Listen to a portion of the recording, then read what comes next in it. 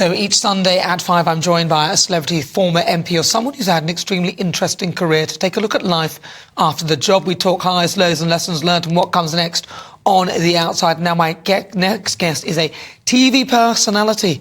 Now, he shot to fame on The Only Way is Essex and has made guest appearances on I'm a Celebrity, Get Me Out of Here. He's also been a very active campaigner and began a petition to make homophobia a criminal offence, which is also spoken about in Parliament. Any guesses? Well, I'm joined now by Bobby Norris, radio and TV personality, an all-round entertainer. Thank you, Bobby. Thank you for having me. It's a pleasure to be in the studio. The first thing that jumps out at me, your teeth. They're so white, mate. Let's have a look. Come on, let's have a shot of them. Look at this. Look at those gnashes. They're not God-given. They're not, really? No. I know they look quite natural. But it makes you look more tan, darling. Exactly, babe. They asked me if I wanted mine. I've got two front ones. They asked me if I wanted mine to be super white, and I thought, no, because I'm darker. They'll be so white, it'll be ridiculous. You've got lovely teeth. Thank you, Bobby, thank you. So let's start me off with you then. So you were in The Only Way is Essex. Yeah. Talk to me about how you came to do that particular show. So back then, it's about 12 years ago I first started the show. And reality TV was in its infancy, really. So there was nothing that was an ongoing reality show, so you couldn't compare it to anything. And just on a night out, there was a producer. They just started filming. And there used to be what we called Towie Towers at Marble Arch at the time. And they went, oh, will you come into Towie Towers on Tuesday and have a meeting with us? So I went, yeah, didn't think much of it. Went in. And I think within about 10 days, I'd gone through all like this kind of process of seeing producers. I'd done pieces to camera. And I was on this TV show, and none of us really knew what to expect. None of us ever thought that it would have gone on for as long as it has. Yeah, it did, didn't it? And yeah, we couldn't compare it. There'd been Big Brother at the time, but people would go into a house for 9 weeks, come out, and then other people would go in. There was nothing that was kind of ongoing. And I think some people still now don't fully understand, like, the concept of how, because everyone's like, how much is it? What is the concept? What's going on? Because I watch it and I think to myself, what is going on? Did they read the script beforehand and then you make up the scenarios? Or is this actually something that is real that you're actually enacting? And I think that's why so many people get confused, because it's like a structured reality show in terms of we have to be told where to be. So when we used to call them like bumpings on the street, so you'd coincidentally pass someone in the street.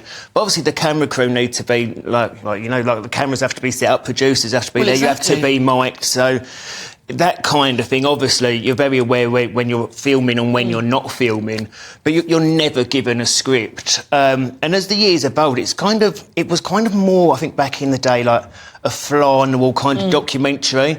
And then reality TV has become such a beast of a thing now. It's a bit like The Truman Show in a way, isn't it? They're sort of guiding you, but it's a sort of unreal reality, I suppose you're in. You're living in something. And it's kind of become more like a soapy kind of thing now, this many years on. But yeah, I did 10 years there, and an amazing decade. It was a bit of a good run, actually. Yeah. Who would have thought it would have lasted that long? But it did. And I actually think it's an interesting evolution in TV to see it become that. And obviously a lot of stars are springboarded off the back of it, like you, and you're doing other things as well. I know recently you were campaigning to ensure that homophobia was a proper crime. Talk to me about why you decided to sort of push in that direction. So for me, I think I started campaigning about 5 years ago, and no one really back then was speaking out about trolling. And I remember speaking to a producer. We used to get like phone calls and they'd go, how are you? Like, that's how they'd kind of figure out what we was filming the next day or the following episode. And I remember being quite embarrassed about being trolled, which sounds silly to say out loud, but I was really embarrassed. And it was only ever really because of my sexuality, which is something I can't do anything about. So you can abuse me for a million years. I'm not ever going to wake up a straight man. But whose business is it anyway? I mean, like, why should...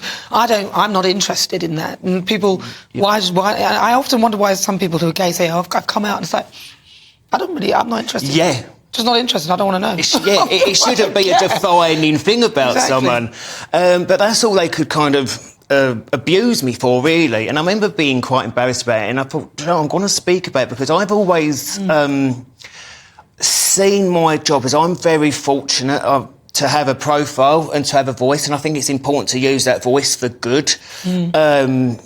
So I spoke out about it, and I spoke to producers. I said, I'm going to speak about this on the show. I've started a campaign, which I then took to Downing Street, and I think there's been like 4 or 5 meetings since in Parliament. Because, I mean, I'm very aware in my job, some people say you kind of sign up to it. But it's not just people in the public eye that do get trolled.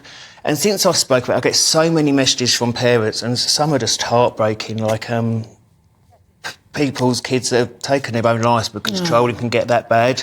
So it isn't really just people that you see on TV or in the media that get trolled. And my thing was always, if I can save one person from taking their own life, why would I not do that? So the 5 years have been worth it, and I would do it for another 5 years until something's done. Because for me, the genie's out of the bottle, and I love social media. But there is a bit of a dark side to it. But I'm big enough and ugly enough to deal with it, do you know what I mean? I'm in my 30s, but I know 14-year-old Bobby would have struggled with it hugely. And I kind of feel sorry for kids today that you've got that pressure of social media now. Being a teenager's hard enough, do you know what I mean? But without that...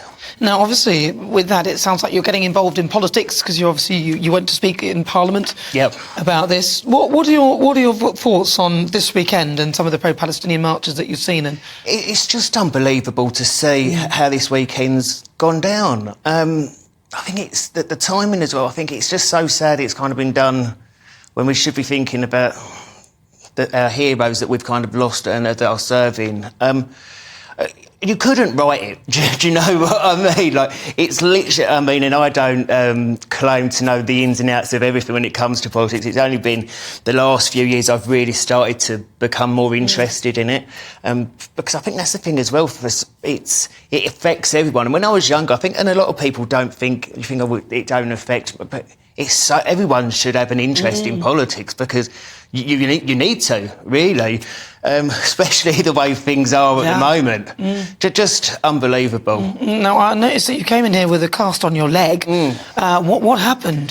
So I was crossing the street, as you do, and I was hit by a motorbike. Wow. So I can't really go into too much, but it's been terrible. Did you go in the air and all that? Yeah, I went up in the air, oh my God, come down, landed on my head. So I've had better weeks, babe, I won't lie.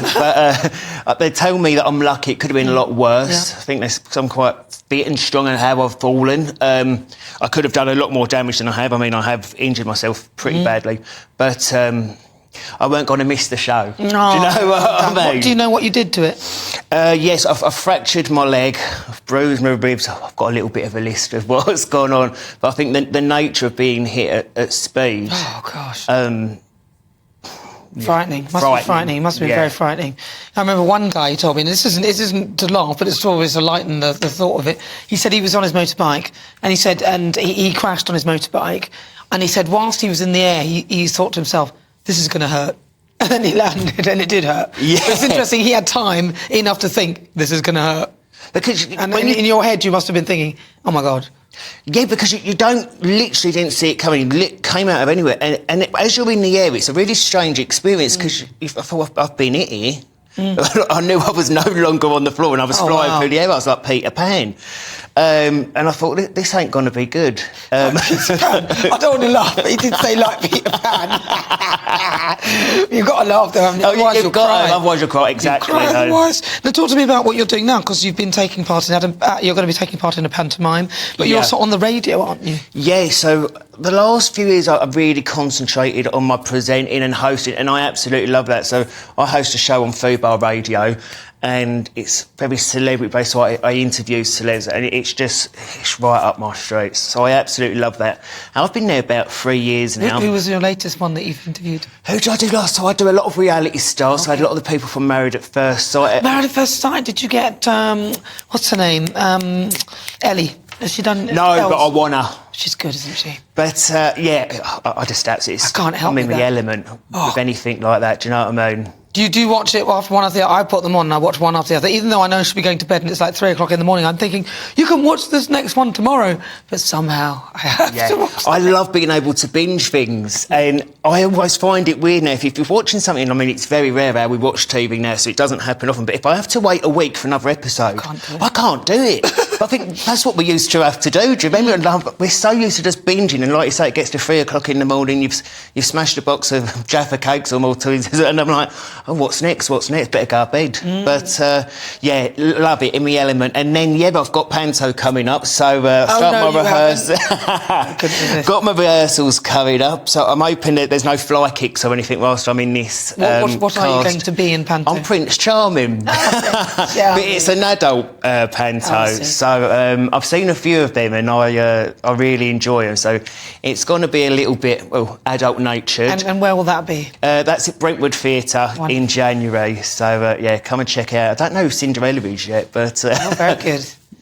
Well, listen, Bobby, it's been lovely talking to you. If you were to give one word of a pearl of wisdom to anybody listening and watching, what would that be? Something that's helped you in your life, that has helped you push you forward. I think it's definitely something that's come with age. I think in my 20s I cared a lot more, and in my teens what people thought about me. And I think when I turned 30, actually, you just care less. Do you know what I mean? Like, you become more confident. So for me, I've absolutely loved my 30s. And also just be kind. It should go without being said, but be kind. The world could do with a bit of kindness. Wait till you get to 50, you won't give a hoot. Bobby Norris, thank you so much for joining me. It's such a pleasure to meet you. Thank you, babe. That's lovely. That, of course, is radio and TV personality Bobby Norris.